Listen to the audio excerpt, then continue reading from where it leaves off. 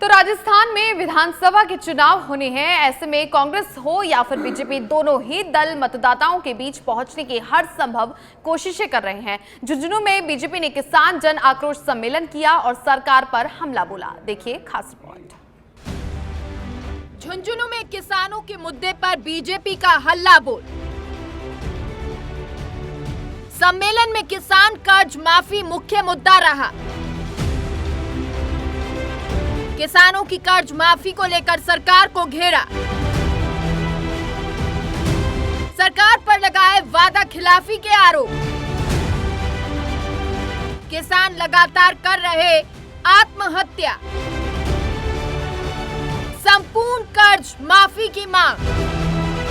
राजस्थान कृषि प्रधान है और ऐसे में किसानों को हर राजनीतिक दल चुनाव से पहले साधने की कोशिश करता है। 2018 के विधानसभा चुनाव में कांग्रेस ने किसान कर्ज माफी का एक ऐसा मुद्दा छेड़ा जिससे उन्हें जीत तो मिल गई, लेकिन अब वही मुद्दा कहीं न कहीं कांग्रेस के सामने मुश्किल खड़ा करता नजर आ रहा है।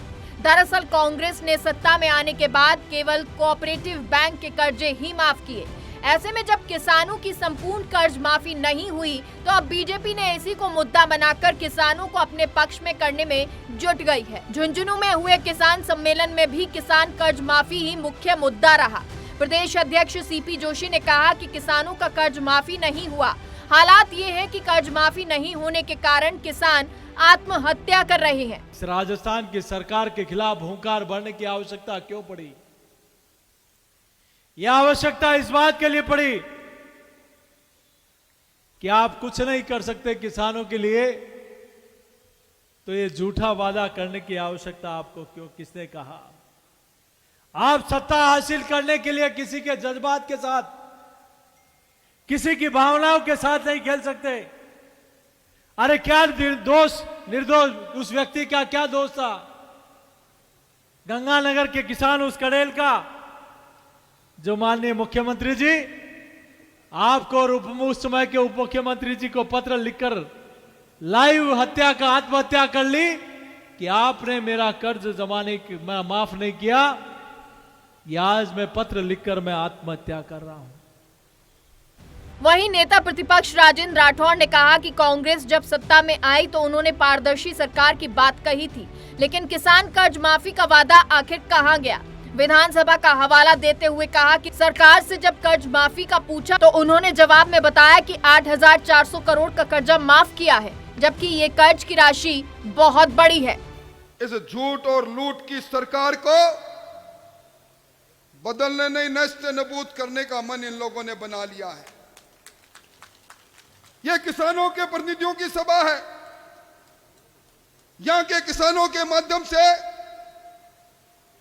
हम सरकार में बैठे लोगों से कुछ सवाल करने आए हैं। हम सवाल करने आए हैं, अब 3 महीने बचे हैं। 3 महीने के बाद इस प्रदेश में आचार संहिता लग जाएगी और सरकार का कार्यकाल समाप्त। बहरहाल ये तो साफ हो गया है कि इन चुनावों में बीजेपी कांग्रेस सरकार को किसान कर्ज माफी के मुद्दे पर जमकर घेरेगी, लेकिन देखना ये भी होगा कि आखिर बीजेपी किसानों को लेकर क्या घोषणा करती है। भारतीय जनता पार्टी के सामने शेखावाटी एक बड़ी चुनौती है। कारण साफ है, 21 विधानसभा की सीटें और उनमें से केवल 3 ही बीजेपी के पास। ऐसे में किसान जन आक्रोश महाघेराव किया गया, लेकिन इस महाघेराव में ना तो जन दिखा और ना ही आक्रोश। हालात ये रहे कि जब भारतीय जनता पार्टी के प्रदेशाध्यक्ष सीपी जोशी खुद भाषण दे रहे थे, उस वक्त भी कुर्सियां खाली पड़ी थी। ऐसे में देखना होगा आखिर भारतीय जनता पार्टी किस तरह से अपनी स्थिति शेखावाटी में मजबूत कर पाती है। कैमरा पर्सन जमाल खान के साथ अरविंद पालावत, सच बेधड़क, झुंझुनू।